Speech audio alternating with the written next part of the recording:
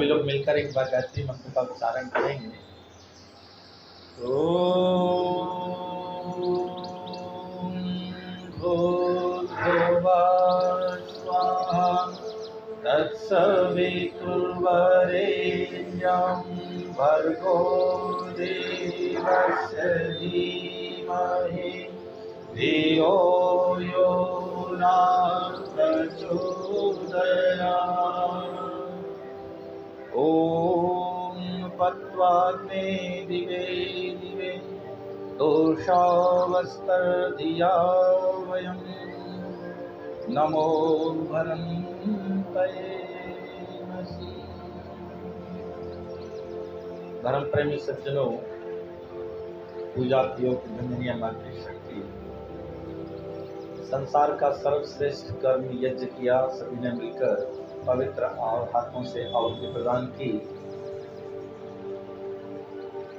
हमारे ऋषि मुनियों ने जो बात कही वो आपने स्वामी जी से सुनी, क्या चाहते थे वो भी सुनी। गीत में बहुत अच्छा वर्णन और सौंप दिया इस जीवन का सौभार तुम्हारे हाथ। भगवान को सब कुछ सौंप दो। एक मंत्र आया है वेद में, उस मंत्र को एक बार बोल लीजिए। मैं 5-10 मिनट के बाद समाप्त करूंगा। बोलिए ओम अहम अस्मि सहमानः उत्तरो नाम भूम्याम अभि आषाढ़मस्मि विश्वा आषाढ़ मासाम विशासहि।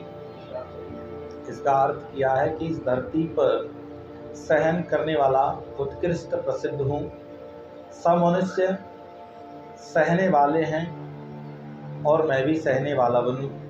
प्रत्येक दिशा में प्रत्येक इच्छा पूर्ति के लिए सब कुछ विशेषतया बार बार सह सकने वाला बन सकूं।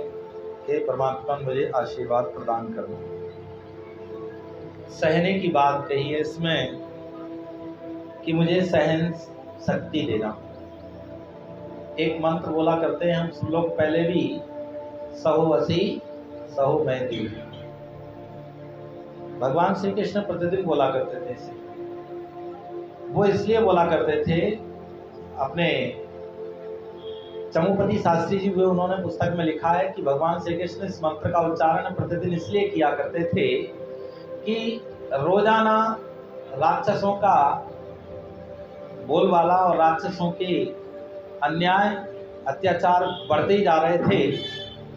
वो कहते थे कि मुझे क्रोध नहीं आना चाहिए, अगर क्रोध आ गया तो ठीक नहीं रहेगा। इसलिए वो कहते थे वीर्यमसि वीर्यम में देहि, बलमसि बलम में देहि, ओजो असी ओजो में देहि, मन्युरसि मन्यु में देहि, सहो असी सहो में देहि। बलवान भी बनाओ, सहन करने वाला भी बनाओ, ओज वाला भी बनाओ, मुझे सब कुछ बना दो, लेकिन क्रोध ही मत बना दो। इसमें एक बात है और उन्होंने कहा अंत में कि सहुअसी सहु में देहि। उसी के आधार पर ये मंत्र है यजुर्वेद का कि हे परमात्मा, मुझे सहन करने की शक्ति देना। ये सहन करने की शक्ति कहां से आएगी, इस पर मुझे बात करनी। क्या यह सहन करने की शक्ति किसी वैद्य के पास है, किसी डॉक्टर के पास है, या किसी पेड़ पौधे के पास है? ये सहन करने की शक्ति हमारे अपने ही पास है। सहन करने की बात कही है इसमें कि सब कुछ सहन करना। यहां तक कहा कि 3 प्रकार के दुख होते हैं, उनको भी सहन करना। तो हम सहन करते हैं कि नहीं करते? क्यों जी? ये दुख जो है हमारे, उन्हें हम सहन करते हैं कि नहीं करते? या तुम्हारा पड़ोसी कह दे कि नहीं तुम मत सहन करो, तो क्या करोगे? वो दूर हो जाएगा क्या? अगर आपको कोई कांटा चुभ गया और सामने खड़ा हुआ व्यक्ति कहता है कि इसके दर्द को सहन मत करो, कैसे काम चलेगा? ये सहन करने की शक्ति हमारे अंदर ही है। आप जानते हैं कुछ चीजें असहनीय होती हैं जिनको सहन करना पड़ता है। अभी देख रहे थे ना, संध्या से पहले बड़ी तेज गंध आ रही थी लहसुन प्याज वाली जलने की, और हम सब खांसने लगे। मेरा गले में गड़बड़ हो गई बोलते बोलते मंत्र की। असहनीय शक्ति है, हमसे सहन नहीं कर सकते। अच्छा, एक बात और है कि हमारे रामायण महाभारत आदि में यज्ञ का वर्णन किया है। आप लोगों ने पढ़ा होगा तो मुझे पता नहीं है, लेकिन मैंने पढ़ा है, मुझे मालूम। रामायण में जो वर्णन है वो कौशल्या आदि जो ऋषिकाएं थी, रानियां थी, वो प्रातः काल में यज्ञ करने के बाद ही सांसारिक कार्य करती थी। घर में भोजन आदि से पहले वो क्या करती थी? यज्ञ करती थी। अच्छा, ये यज्ञादि कर्म भोजन से पहले क्यों बताया? भोजन बनाने से पहले क्यों बताया? इसका कोई महत्व होगा? कोई बता सकते हैं?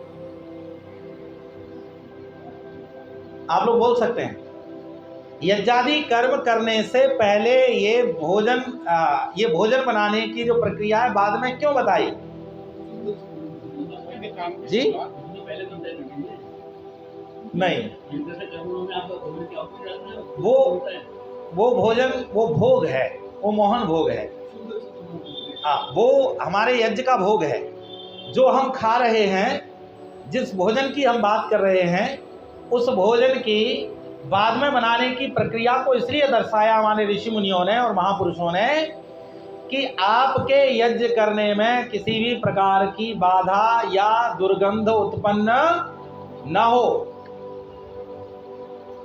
जैसे अब आप कहेंगे कि दुर्गंध कैसे हो सकती है? वह दुर्गंध ही है जो हमारे श्वसन क्रिया को परेशान कर दे। ये कड़वी बात है लेकिन बहुत सच है। बाद में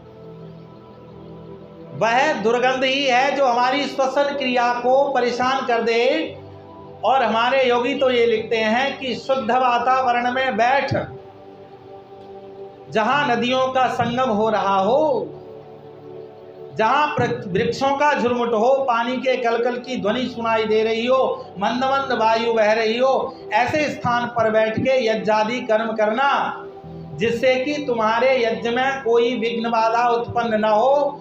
और उस यज्ञ के करते समय आपको यदि क्रोध उत्पन्न हो गया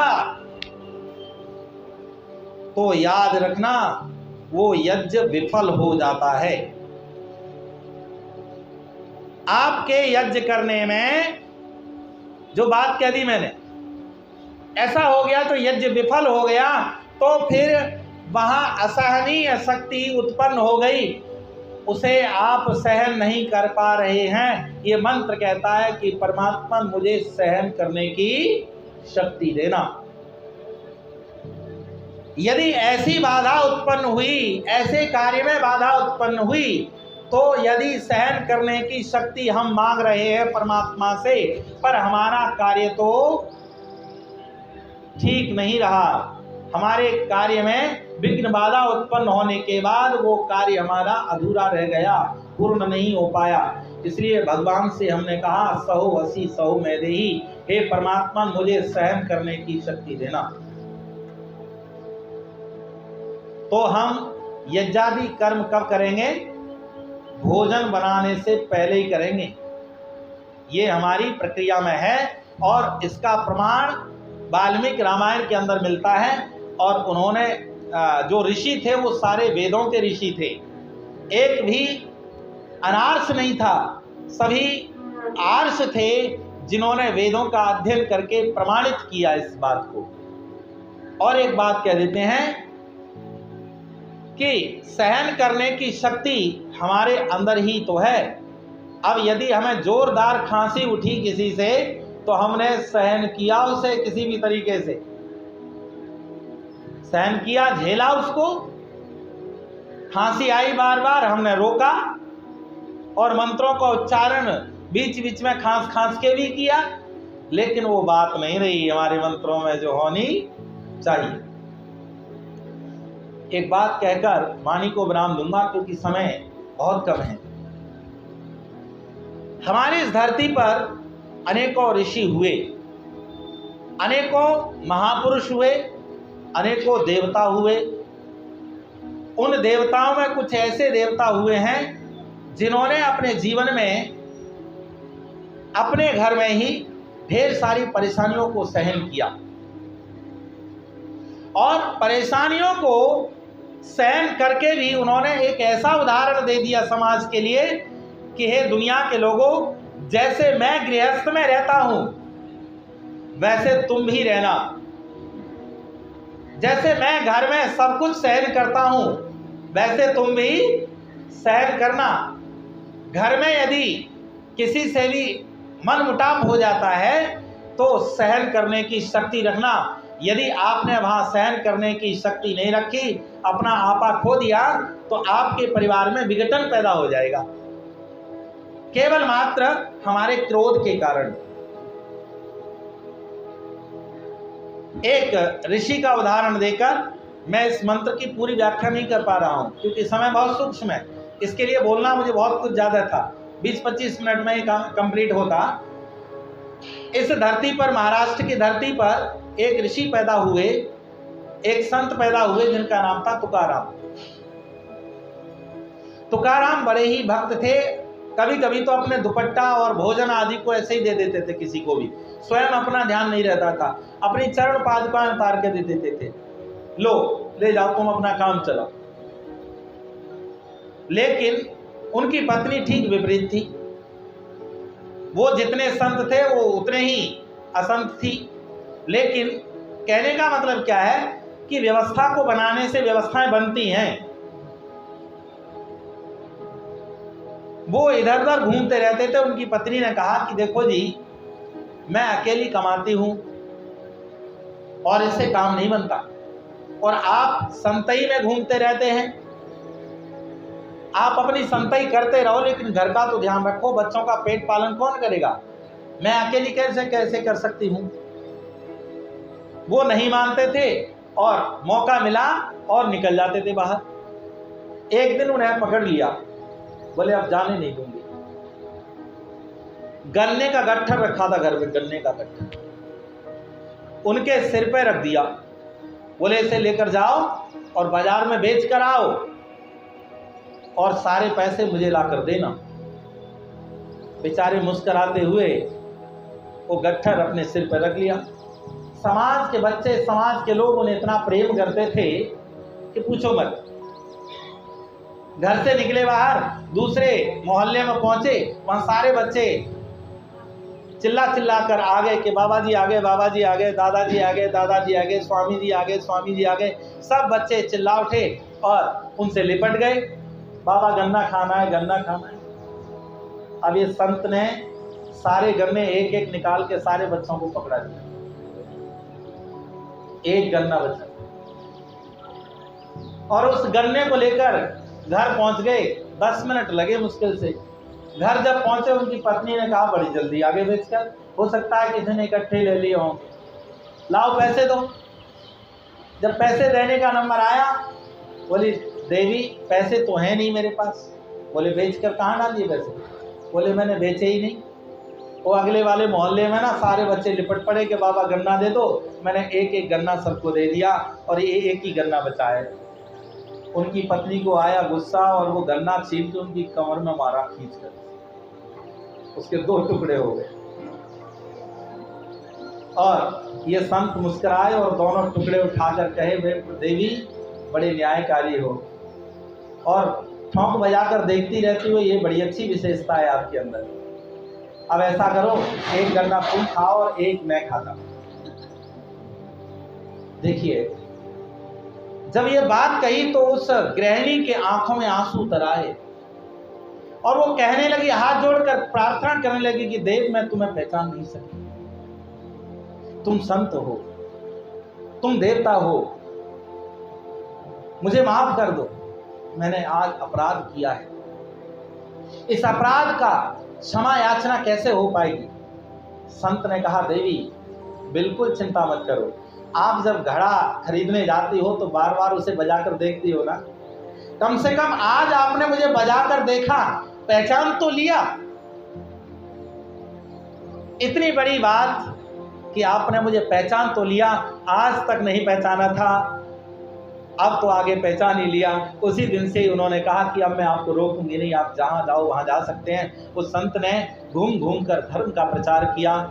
मैं भगवान से प्रार्थना करता हूँ इस संसार के सभी लोगों को सहन करने की शक्ति दे। सबसे पहले घर में सहन करने की शक्ति दे, फिर बाद में भी सहन करने की शक्ति दे। चलिए इतना ही कहकर मैं वाणी को विराम देता हूँ। आगे